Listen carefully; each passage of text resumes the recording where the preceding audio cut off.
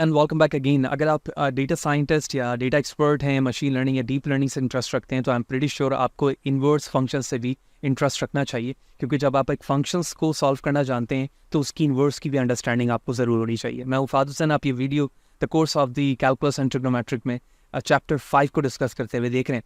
तो video further continue रखने से पहले बताते चलूँ कि इससे रिलेटेड प्रीवियसली तमाम videos with respect to the session मेरे यूट्यूब चैनल पर मौजूद है। फाद हुसैन सी से सर्च करने के बाद आप मेरे यूट्यूब चैनल पर आएंगे, इसके प्लेलिस्ट पर जाएंगे जहाँ डिफरेंट डिसिप्लिन्स की वीडियोस मौजूद है। विद ईज आप इन्हें वॉच कर सकते हैं, जबकि इन वीडियोस पे इस्तेमाल होने वाले content related material which mean presentation, slide code, ये तमाम चीज़ें मेरे ब्लॉग fadhusaincs.blogspot.com पर है।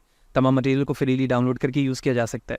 तो चैनल पर अगर नए हो, चैनल को सब्सक्राइब नहीं किया तो ज़रूर सब्सक्राइब करें, ताकि इसी तरह की चीज़ें बर वक्त आसानी के साथ आपको मिलती रहें और यही मोटिवेशन मेरी बरकरार रहे, ताकि आपकी रिक्वायरमेंट के मुताबिक मैं काम करता रहूँ। अगर आप आर प्रोग्रामिंग पे इंटरेस्ट रखते हैं, specially for the data science और the machine learning, so there is a course live on the Udemy जो कि 10 घंटों से ज़्यादा टाइम ड्यूरेशन पर मुश्तमिल है। And I am pretty sure कि अगर आप ये कोर्स कंप्लीट करते हैं, so you can start your career as a data science और the data expert in any form. So the conceptional view is that कि इनवर्स फंक्शन क्या होता है। सो हम फंक्शंस की बेसिक डेफिनेशन को तो जानते ही हैं कि फंक्शन का मतलब ये है कि एक ब्लैक बॉक्स जो कि कुछ इनपुट वैल्यूज़ को गेट करता है और उस इनपुट वैल्यूज़ के बिहाफ पर हमें आउटपुट वैल्यूज़ परफॉर्म करके देता है। तो ये एक्स वैल्यूज़ होगी, एफ ऑफ एक्स से फंक्शंस को रिप्रेजेंट किया जा रहा होगा, और जब वो एक्स वैल्यूज़ उसमें पास होगी तो हमें वाई एज आ आउटपुट मिल रहा होगा। फंक्शन के कुछ पैरामीटर्स हो सकते हैं जो एक से ज़्यादा भी हो सकते हैं, ठीक है। तो इन्वर्स फंक्शंस को डेफिनेशन वाइज यहाँ पर लिख कर बताया गया है, लेकिन मैं रिकॉल करता चलूँ, जब हम ट्रिग्नोमेट्रिक पढ़ रहे थे तो वहाँ पर हमने फंक्शंस को इन्वर्स करने का तरीका देखा था, जिसे मैं यहाँ पर भी रिकॉल करूँगा। तो दो चीज़ें हमें यहाँ पर समझनी है। सबसे पहले डेफिनेशन, उसके बाद हम इन्वर्स निकालते क्यों हैं और उसे टेस्ट किस तरह से किया जाता है। सो एन इन्वर्स फंक्शन और the anti function is defined as a function which can reverse into another function, यानी कि ऐसा फंक्शन जिसको रिवर्स किया जा सके। In simple word, if any function F take X to Y, then इस inverse F will take Y to X. If the function is denoted by f or capital F, then the inverse function is denoted by f to power -1। यहाँ पर f plain -1 लिखा गया है। इसका मतलब ये है कि अगर f फंक्शंस को इस तरह से लिखा जाता है, सिंपल फंक्शन को, तो उसका जो इन्वर्स होगा उसे हम f to power -1 of x लिख रहे होंगे, ठीक है। One should not confuse -1 with exponent or the reciprocal here. So the next concept here, if f and g are inverse function, अगर f और g जो एक दूसरे के inverse function है, then f of x equal to y, यानी f of x से हमें y मिल रहा होगा। वैसे ही जैसे मैंने यहाँ बताया, if and only if, which mean biconditional according to the discrete mass, ठीक है। कंडीशनल इस तरह से होता है, बाइकंडीशनल को इस तरह से बोथ एरो से दिखाते हैं। if g of y equal to x, इसका मतलब ये हुआ कि अगर x के जरिए से मुझे y मिल रहा है, तो जब मैं y को ऐसा इनपुट लूँ, y को ऐसा इनपुट लूँ किसी फंक्शन g में, तो मुझे वापस क्या मिल जाए, x। तभी तो मैं कहूँगा कि हमारा फंक्शन क्या है, इनवर्स है। अब एक और कॉन्सेप्ट हमें ये समझना है कि फंक्शन, सारे ही फंक्शंस को इनवर्स निकाले जा सकते हैं। जी बिल्कुल ऐसा नहीं है। ऐसे ही फंक्शंस का इनवर्स निकाला जा सकता है जो function with respect to the properties 1-to-1 and onto हो। ये हम डिस्क्रीट में पढ़ चुके हैं, 1-to-1 एंड ऑन-टू फंक्शंस क्या है, ठीक है। अगर मैं सिंपली बात करूँ, तो जब मैं फंक्शन के ऑन-टू के कॉन्सेप्ट की बात करता हूँ, तो इसका मतलब ये होता है कि जो हमारे पास रेंज वैल्यू है, ठीक, जो हमारी रेंज वैल्यू है वो बराबर हो जाएगी उस को डोमेन की वैल्यूज से, ठीक है। जबकि 1-to-1, जब मैं फंक्शन की बात करता हूँ 1-to-1, तो इसका मतलब ये हुआ कि जब हम पेयर्ड वैल्यूज बनाएंगे, ठीक है, यानी दोनों कोऑर्डिनेट्स मिल गया, पेयर्ड वैल्यूज जब बनाएंगे, यानी मैं लिख रहा हूँ paired value for example x, 1, इसी तरह से y, 2, इसी तरह से z, 3। तो इन पेयर्ड में जो सेकंड एलिमेंट है उसका यूनिक होना ज़रूरी है। अगर वो इस कैटेगरी को यानी इस फीचर को फुलफिल कर रहा है तो 1-to-1 है, और ऑन-टू के लिए ज़रूरी है कि जो रेंज वैल्यूज आ रही है वो कोड डोमेन के बराबर हो। अगर ये दोनों प्रॉपर्टीज़ किसी फंक्शंस में मौजूद होती है तो हम उस फंक्शन को कहते हैं कि ये फंक्शन बाइजेक्टिव है, और जब कोई फंक्शन बाइजेक्टिव होती है उसी फंक्शन का इनवर्स निकाला जा सकता है, जो कि अभी हमने यहाँ पर अंडरस्टैंड किया, राइट, ठीक है। ये तो हो गई with respect to the function properties. उसके बाद एक टेस्टिंग लाइन इस्तेमाल की जाती है जिसे vertical line and horizontal line test कहा जाता है। जब हमें कोई फंक्शन इनिशियली दिया जाता है, सिंपल फंक्शन, तो वो फंक्शन है या नहीं उसके लिए हम वर्टिकल लाइन टेस्ट करते हैं। वर्टिकल लाइन टेस्ट का मतलब ये है कि अगर मैं इस फंक्शन की बात करूं, आई am pretty sure is a function of 1/x, ठीक है। अगर एक वर्टिकल लाइन में बनाऊं यूं, तो क्या यहाँ पर फंक्शन एक ही पॉइंट को कट करते हुए गुजर रहा है? जी हाँ, एक ही ठीक है। इस लाइन को आगे की तरफ मूव करते हैं, यहाँ पर भी, ठीक है, यहाँ पर भी, यहाँ वर्टिकल लाइन जहाँ जहाँ ड्रॉ कर रहा हूँ, क्या वो एक ही पॉइंट को ड्रॉ कर रहा है? जी हाँ, बिल्कुल कट कर रहा है एक ही को। इसका मतलब है ये फंक्शन है। अब इस फंक्शन का इन्वर्स बनाया जा सकता है यानी, उसके लिए हम टेस्ट करेंगे horizontal line. I am going to change the colour now. Horizontal line इस तरह से, क्या वो एक ही फंक्शन के पॉइंट को कट कर रहा है? जी हाँ, बिल्कुल ऐसा ही हो रहा है, यहाँ से कट कर रहा है, यूं यूं यूं यूं यूं। इसका मतलब ये हुआ कि ये फंक्शन इनवर्स भी हो सकता है और सिंपल फंक्शन थी। ये पास हो गया। ये फंक्शन नहीं है, इसकी वजह ये है कि जब मैं वर्टिकल लाइन बनाता हूँ 2 जगह से कट हो जाता है। क्या इस फंक्शन का इन्वर्स बनाया जा सकता है? जी हाँ, इन्वर्स बनाया जा सकता है, लेकिन ये फंक्शन नहीं है भाई, ठीक है, क्योंकि ये वर्टिकल लाइन को फुलफिल नहीं कर रहा है, लेकिन हॉरिजॉन्टल को कर रहा है, ठीक है। अगर आप इसको देखें, ठीक है, fail, it's not a function, देखते ही समझ में आ गया, वर्टिकल लाइन पास नहीं हो रहा। क्या यहाँ पर हो जाएगा? जी हाँ, वर्टिकल लाइन पास हो जाएगी, ये फंक्शन है, लेकिन क्या इसका इन्वर्स पॉसिबल है? जी नहीं, क्योंकि जैसे ही मैं एक हॉरिजॉन्टल लाइन बनाता हूँ ये 2 पॉइंट से पास हो जाता है। तो ये कुछ बेसिक डेफिनेशन अंडरस्टैंडिंग थी इन्वर्स की, हम कॉन्सेप्शनल वाइज समझ चुके हैं। अब एक एग्जांपल से इस चीज़ को समझते हैं, जो कि हमने ट्रिग्नोमेट्रिक में भी देखा था, ठीक है। एक फंक्शन है जो 2x+4 के साथ है, ठीक है। इस फंक्शन को मैं f ऑफ x की जगह y पे भी लिख सकता हूँ, वेरी सिंपल वे, ठीक है। ये फंक्शन की रिप्रेजेंटेशन हो गई। अब मैंने इसे 2 पे टेस्ट किया, 2 की वैल्यूज पुट की 2x+4 पे तो 8 आ गया, 3 पे किया तो 10 आ गया। मैप करते हैं, जब मैंने डोमेन, ये डोमेन है,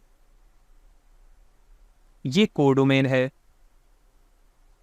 और जो वैल्यूज इसमें इंटरटेन हो रही है, जो उसे कहा जाएगा कि वो रेंज है, ठीक है। मैप कर दिया मैंने 2 से 8 की तरफ, 3 से 10 की तरफ, यानी 2 से 8 मिल रहा है, 3 से 10 मिल रहा है, ठीक है। अब इसका इन्वर्स किस तरह से होगा कि जब मैं 8 दूं तो मुझे 2 मिल जाए, 10 दूं तो 3 मिल जाए। वेरी सिंपल, फंक्शन यहाँ पर सॉल्व हो गया। अब इन्वर्स निकालना है। इन्वर्स के लिए ज़रूरी है, अभी हमने डेफिनेशन पे भी देखा था, कि जो मैं एक्स के लिए कर रहा हूँ वही मैं वाई के लिए भी करने लग जाऊँ, यानी अभी मैं एक्स के लिए सेपरेट कर रहा था। अब ये जो ओरिजिनल फंक्शन था वो था y = 2x+4। अब मैं y के लिए नहीं बल्कि x के लिए फंक्शन को सॉल्व करूंगा, तो मैंने x को सेपरेट कर लिया भाई, x को सेपरेट किया, y से फंक्शन बन गया y-4 divide by 2 whole divide by 2। अब y की वैल्यू पुट करके x फाइंड करूंगा। देखो y की वैल्यू 8 थी यहाँ पर ना, 8 पुट किया, क्या मिला मुझे? 2, पास हो गया। तो इसका मतलब ये हुआ कि इनवर्स ऑफ y बराबर हो गया y-4 = 2, that is solve here the possibility of this function in a form of the inverse possible, and hence proved it. So that is a basic essence or understanding of the inverse function with respect to the rule, properties and example. अब हम चलते हैं book पर, और जहाँ पर देखेंगे कि inverse functions को किस तरह से in a form of the integration or the differentiation इस्तेमाल किया जा रहा है और उसकी understanding क्या है। ओके, 5.3 पर हम मौजूद हैं। I'm going to zoom it now. सबसे पहले definition देखते हैं कि बुक ने हमें क्या definition suggest किया है। So if a function g is a inverse function of the function f, if f of gx equal to x for each x in a domain of g, and g of f of x equal to x for each x in a domain of f, the function g is denoted by inverse, read f inverse. Very simple. हम इस function को composite function कहते हैं। composite function का मतलब ये है कि ऐसा function जो फंक्शन के अंदर फंक्शन को इनक्लोज रखे, ठीक है। जब f ऑफ जी एक्स बराबर है x के, तो इसको इन्वर्स किया जाए तो g ऑफ एफ एक्स, इसको रिवर्स कर दो तो ये g बाहर आ जाएगा और f अंदर चला जाएगा। तो क्या इसी तरह से लिखा गया g ऑफ x, ये वापस से मुझे क्या दे दे? x दे दे। यही चीज़ अभी हमने पीपीटी स्लाइड की एग्जांपल में देखी। जब ये चीज़ पॉसिबल हो रही है तो इसका मतलब ये हुआ कि उस g फंक्शन का इन्वर्स पॉसिबल है, जिसे हमने यहाँ पर सॉल्व होते हुए देखा, ठीक है। इसी को यहाँ पर एग्जाम्पल से भी करके दिखाया जा रहा है लेफ्ट साइड पे बुक पे, जैसे अभी मैंने एक एग्जाम्पल आपको करके दिखाई है कि हमारे पास फंक्शंस x-5 है, 6x है, x डिवाइड बाई 2 है, इस तरह से f तक के कुछ फंक्शंस दिए गए हैं जिसे इन्वर्स के फॉर्म पर फाइंड करके दिखाया जा रहा है। हम डायरेक्ट एग्जाम्पल्स से चलते हैं ताकि कॉन्सेप्चुअल व्यू समझना हमारे लिए आसान रहे। Verify the inverse function of this, ठीक है। फर्स्ट फंक्शन दिया गया हमें 2x³ - 1, जबकि g ऑफ x दिया गया है हमें √³ x+1 डिवाइड बाय 2। इसे हम radical form of the functions भी कहते हैं। अच्छा, अभी जो मैंने पीपीटी पे किया तो मैं उसी फंक्शन को रिवर्स करके लिखकर y के फॉर्म पे ले रहा था, लेकिन जब मैं बेसिक डेफिनेशन के रिस्पेक्ट से बात करता हूँ तो हमें 2 फंक्शंस देकर प्रूव करना होता है कि ये दोनों एक दूसरे के इन्वर्स हैं, और इन्वर्स की विजुअलाइजेशन हम वर्टिकल लाइन बनाकर करते हैं कि वो मिरर लाइन एक दूसरे की इन्वर्स हो रही है नहीं, ठीक है। सबसे पहले हमें ये प्रूव करना होगा कि f ऑफ जी एक्स बराबर है x के या नहीं। अगर ऐसा हो जाता है तो g of f of x भी x के बराबर होना चाहिए। ओके, तो मैंने f ऑफ जी एक्स लिखा, यानी ये फंक्शन f है, g ऑफ x हमारा ये है, ठीक है। तो जी ऑफ एक्स के लिए ये जो पार्ट था ना, ये पार्ट, इसको अगर गौर देखो आप, इस पार्ट को, ये हमारा है एक्स, ठीक है, और इस एक्स की वैल्यूज जो कि यहाँ पर मौजूद है, ठीक है, तो मैंने लिखा 2 और ये रहा -1 और x की जगह पर आ गया इस cube root x + 1 divide by 2, ठीक है। सॉल्व किया जिस तरह से सिंप्लीफाई अलजेब्रिक फॉर्म पर होता है, सॉल्व करने के बाद हमें लास्ट में +-1 कैंसिल हो गया, वैल्यूज मिल गई x। So the composition of g with f is given by, अब हम सॉल्व कर रहे हैं g के लिए f ऑफ x को, ठीक है। तो g के लिए जब मैं कर रहा हूं तो हमारे पास फंक्शन था क्यूब रूट और यहाँ पर क्या लिखा हुआ है x, इस x की जगह पर, इस x की जगह पर मैं क्या लिखूंगा, 2x³ - 1, 2x³ - 1, तो देखो 2x³ - 1 लिखा गया है, डिवाइड में जो 2 मौजूद था वैसे ही रहा, +1 भी वैसे ही रहा, ये प्रूव हो गया यहाँ पर। चलें ठीक है, सॉल्व करना शुरू करते हैं। सॉल्व किया, क्यूब रूट ऑफ क्यूब से 1/3 कैंसिल हो गया और मिल गया हमें x। इसका मतलब ये हुआ कि इन दोनों के इनवर्स पॉसिबल हैं, और जब इनवर्स पॉसिबल हैं तो इनका ग्राफ भी दिखाया जा सकता है। देखो जब ग्राफ प्लॉट किया गया तो g ऑफ x का प्लॉट यूं आया, एक वर्टिकल लाइन यहाँ पर बनाई जाती है, ये इसलिए बनाई जाती है जो y = x को रिप्रेजेंट करता है, ठीक है, क्योंकि ऑरिजिन को इंटरेक्ट कर रहा होता है तो स्लोप की वैल्यू यहाँ पे 0, y इंटरसेप्ट की वैल्यू 0 होती है। तो जब मैंने f ऑफ x को रिप्रेजेंट किया तो इसका ग्राफ भी बिल्कुल वैसे ही है जैसे ये, और ये एक दूसरे के लिए क्या हुआ, इन्वर्स हुआ, बिल्कुल देखें इन्वर्स हो रहा है। तो इसका मतलब ये हुआ विजुअलाइजेशन पे भी ये चीज़ प्रूव हो गई और डेफिनेशन के रिस्पेक्ट से भी ये चीज़ प्रूव हो गई, ठीक है। I am going to show it again the definition. हमेशा हमें कंपोजिट फंक्शंस की कॉन्सेप्ट को याद रखना है, और इन्वर्स का फॉर्मूला ये है कि f of g of x अगर x के बराबर है तो g of f of x भी x के बराबर होगा, तो ही ये फंक्शन इन्वर्स के बराबर होगा, और इसी चीज़ को हमने यहाँ पर एग्जाम्पल 1 में प्रूव होता हुआ देखा। Okay, the another important concept, the reflection property of the inverse function. The graph of f contain the point AB if and only if the graph of inverse function contain the point BA। यानी अगर f function A से B की तरफ जा रहा है तो inverse B से A को रिप्रेजेंट करेगा। आप देख सकते हैं यहाँ पर ये पॉइंट, दोनों के पॉइंट्स एक दूसरे के साथ A B पर आ गए तो ये B A के साथ है क्योंकि ये इसका इनवर्स है, ठीक है। तो ये रिफ्लेक्शन पॉइंट को रिप्रेजेंट कर रहा होता है कि जब हम ग्राफ को इनवर्स वे पे देखते हैं। And proved here. The next one, existence of the inverse function. वैसे तो हमने वर्टिकल लाइन टेस्ट और हॉरिजॉन्टल लाइन टेस्ट देख लिया है, लेकिन इस पॉइंट को हम दोबारा से रीड कर लेते हैं। यही वजह कि मैंने उससे सेपरेटली बता दिया था ताकि हमें कॉन्सेप्शनल व्यू पे पता हो कि horizontal and vertical line test की जरूरत हमें कब पड़ रही होती है। A function has an inverse function if and only if it is 1 to 1, ठीक है। 1 to 1 क्या होता है वो भी हम डिस्कस कर चुके हैं। The second point, if f is strictly monotonic on it's entire domain, यानी पूरे डोमेन में अगर वो स्ट्रिक्टली मोनोटोनिक फंक्शन है, ये भी हम डिस्क्रीट मैथ में डिस्कस कर चुके हैं। तो मैं बार बार एक चीज़ कह रहा होता हूँ कि हर कोर्स जो होता है वो एक दूसरे का प्री रिक्विजिट होता है। तो लीनियर अलजेब्रा, स्टैट्स और आपने डिस्क्रीट मैथ्स पढ़ा हुआ है मेरे प्लेलिस्ट से, तो आई एम प्रीटी श्योर कि हर एक चीज़ को समझना आपके लिए आसान रहेगा। तो अगर ये स्ट्रिक्टली मोनोटोनिक है इंटायर डोमेन पे तो then it is 1 to 1, therefore it's a inverse function. तो अगर ये 1 to 1 की प्रॉपर्टी को फुलफिल कर रहा होगा तो यकीनी तौर पे ये इनवर्स फंक्शन भी होगा। तो horizontal line test and vertical line test के हवाले से वैसे ही भी हम जान चुके थे। तो existence of the second point हमें 2 पॉइंट से पता चल गया, जिसकी एग्जांपल 1 to 1 से यहाँ पे दिखाई जा रही है। क्योंकि यहाँ पर आप देखो तो इस x की वैल्यूज पर भी y मुझे यही मिल रहा है और इस x की वैल्यूज पर भी हमें y यही मिल रहा है। तो if a horizontal line intersect the graph of the f twice then f is not a 1 to 1, ठीक है। वही टेस्टिंग के बारे में यहाँ पर भी बात हो रही है। तो ये 1 to 1 नहीं हो सकता, यानी इसका इन्वर्स इसलिए पॉसिबल नहीं हो सकता क्योंकि ये हॉरिजॉन्टल लाइन फॉल को फॉलो नहीं कर रहा है, राइट। तो प्रूफ की तरफ हम नहीं जाते हैं, प्रूफ का कॉन्सेप्ट आप रीड करके भी उसे पढ़ सकते हैं, ठीक है। इसी तरह से एक और एग्जाम्पल हमें दी गई है एग्जाम्पल 2 में, the existence of the inverse function. Horizontal और वर्टिकल लाइन से बहुत ही आसानी से हमें काम समझ में आ चुका है, हम बहुत आसानी से इस चीज़ को ग्रैब कर सकते हैं। फंक्शन दिया गया x³ + x - 1, x³ - x + 1, तो ये f ऑफ x के साथ है। अगर मैं इस फंक्शन को प्लॉट करूँ तो प्लस के साथ ये फंक्शन है, ठीक है, टॉप पर, और ये माइनस के साथ फंक्शन है। तो माइनस वाले लाइन पे जब मैं हॉरिजॉन्टल लाइन प्लॉट करता हूँ तो ये 3 पॉइंट पे कट करता है। यहीं से बात समझ में आ गई, इन्वर्स पॉसिबल नहीं है। और अगर मैं प्लस वाली की बात करूँ जो ऊपर प्लॉट हुआ हुआ है यहाँ पर, इस पे इन्वर्स पॉसिबल है। क्यों? क्योंकि आप अगर इस पे एक हॉरिजॉन्टल लाइन बनाए तो भी ये इस चीज़ को पास कर रहा है, और वर्टिकल लाइन बनाए तो भी ये इस चीज़ को पास कर रहा है। इसका मतलब है पॉसिबल है, ठीक है। सेम लॉजिक के साथ हम इसे प्रूफ कर सकते हैं, और प्रूफ करने के बाद इसके इन्वर्स को विजुलाइज कर सकते हैं, जैसे हमने फर्स्ट एग्जाम्पल में देखा। Okay, the guidelines for the finding the inverse of the function. So the first point here, use the theorem 5.7 जो अभी हमने discuss किया first to determine whether the function given by y equal to f of x has an inverse function or not. ठीक है, और उसकी property क्या है कि जो function है f वो g of x पर भी हमें x की वैल्यू दे, और जब मैं g behalf of f of x मालूम करूँ तो वो भी मुझे x दे. ये properties दोनों fulfill होनी चाहिए. The point number 2, solve for the x as a function for y x equal to gy and gy is equal to inverse of the f of y. ठीक है, जब x के लिए करेंगे तो inverse possible होगा.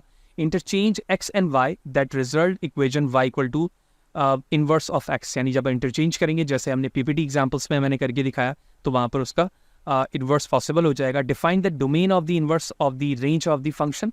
And the third, fifth and last one, verify the inverse equal to x and inverse of the function equal to x. यानी अगर मैं f of inverse x के साथ x को फाइंड कर रहा हूँ तो inverse of the main function भी x को ही हमें प्रोड्यूस करके देगा. Let's see the example to understand this concept.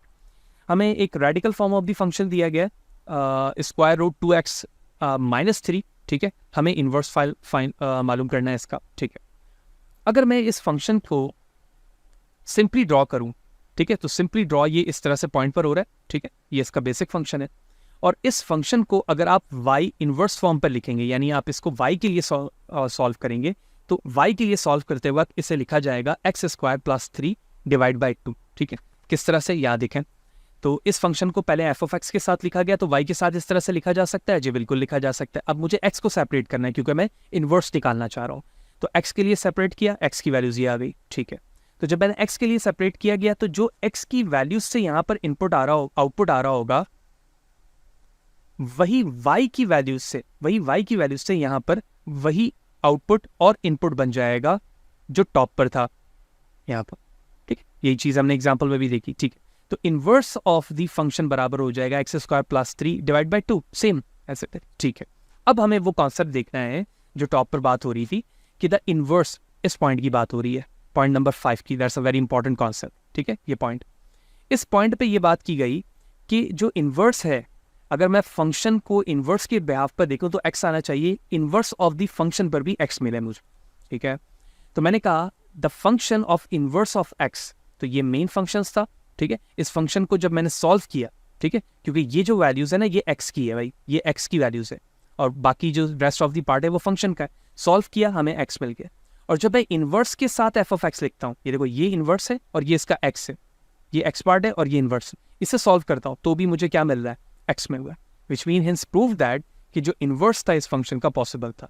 And the finally with respect to the visualisation, जब आप विजुअलाइज करते हैं तो फंक्शन में हमें पता है कि जब अब मैं मिड लाइन पर एक वर्टिकल लाइन बनाता हूँ y इक्वल टू x के लिए, तो ये दोनों फंक्शन एक दूसरे के लिए क्या होते हैं, मिरर होते हैं, जैसे कि हम यहाँ पर देखा है.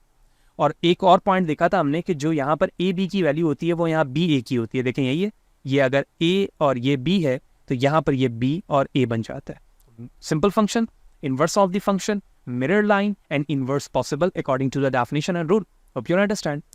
And the last concepts with respect to the trigonometric forms, वैसे तो एक सेपरेट सेशन है ट्रिग्नोमेट्रिक्स के इनवर्स फंक्शंस का, लेकिन हम सिंपली इस फंक्शंस को यहाँ पर अंडरस्टैंड कर लेते हैं कि whether a function is 1 to 1 और not to if the function in a form of the trigonometric. अगर मुझे ट्रिग्नोमेट्रिक फंक्शंस दिया जाए तो मैं उसे किस तरह से टेस्ट करूँगा कि 1 to 1 है या नहीं, तो सिंपली इसके लिए वर्टिकल लाइन टेस्ट किया जाएगा. ठीक है, तो अगर आप इस फंक्शन को देखो तो जब हम साइन एक्स बनाते हैं तो वर्टिकल लाइन टेस्ट इसका पास होता है, लेकिन हॉरिजॉन्टल लाइन फेल हो जाता है. यही वजह है कि जब हमने ट्रिग्नोमेट्रिक पे इन्वर्स फंक्शन पढ़ा था तो वहाँ पर हमने डिसाइड किया था कि हम यहाँ पर अपने कंप्लीट कर्व को नहीं लेते बल्कि एक डोमेन स्पेसिफाइड कर लेते हैं, जो कि यहाँ पे बोल्ड पे दिखाया गया. अगर आप बगौर देखो ना इस जगह पर, तो इस डोमेन को अगर मैं डिसाइड कर लूँ ना यहाँ से यहाँ तक की वैल्यूज़ को, ठीक है, तो यहाँ पर ये फंक्शन भी है, ये देखो, और इसका इन्वर्स भी पॉसिबल है. सिर्फ मैं इस रीजन की बात कर रहा हूँ और इसी को इन्वर्स के लिए इस्तेमाल किया जा रहा होता है.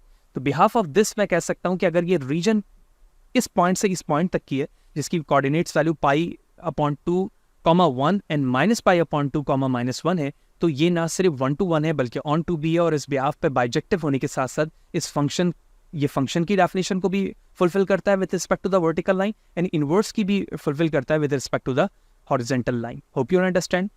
इसी तरह से इनवर्स फंक्शन के डेरिवेटिव भी हो सकते हैं, इसके लिए भी एक सेपरेट सेशन चैप्टर 5 के अंदर मौजूद है, हम डिस्कस करेंगे. तो इस सेशन पे हमने जाना कि इन्वर्स की प्रॉपर्टीज़ क्या है, फंक्शन का इन्वर्स किस तरह से निकाला जाता है, एंड वेरी इंपॉर्टेंट थिंग्स कि इन्वर्स की प्रॉपर्टीज़ एक्चुअल ये है कि हम रिलेशन वाइज ये समझ जाते हैं कि ये function behalf of this bijective है या नहीं है, क्योंकि ऐसा फंक्शन ही इन्वर्स प्रोड्यूस कर पाता है जो with respect to the properties bijective हो।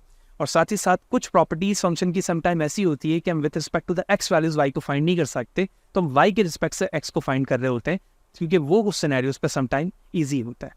तो hope you understand everything about this session. अगर आप चाहें तो कुछ डेरिवेटिव के रूल्स भी देख सकते हैं, लेकिन मैंने जैसे जिक्र किया कि सेपरेटली सेशंस बने हुए हैं यहाँ पर इन्वर्स के, ट्रिग्नोमेट्रिक फंक्शंस के, और इसी तरह से इंटीग्रेशन और डेरिवेटिव के, तो उसको हम सेपरेटली डिस्कस कर रहे होंगे। तो इसी तरह से जुड़े रहें। अगर कोई चीज़ समझ में ना आई हो कमेंट सेक्शन पर मुझे ज़रूर बताएं, ताकि ये मोटिवेशन बरकरार रहे और आपकी रिक्वायरमेंट के मुताबिक मैं काम करते रहूँ। चैनल को ज़रूर सब्सक्राइब करें, सब्सक्राइबर की ज़रूरत रहती है, ताकि एक मोटिवेशन बनी रहती है, ताकि मैं रिक्वायरमेंट के मुताबिक आपके काम करता रहूँ। नेक्स्ट सेशन पर मिलते हैं, सी यू देयर।